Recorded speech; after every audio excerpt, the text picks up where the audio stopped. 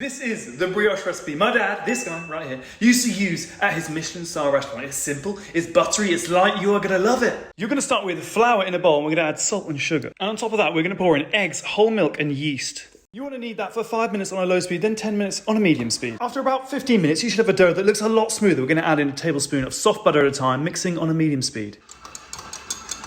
Now the butter is very important. You know the really expensive French stuff that you just never buy because it's overpriced? That's the stuff you want. The dough is going to be pretty sticky when it comes out, so just lightly flour it and then we're just going to shape it into kind of a rough circle and lift it into a bowl.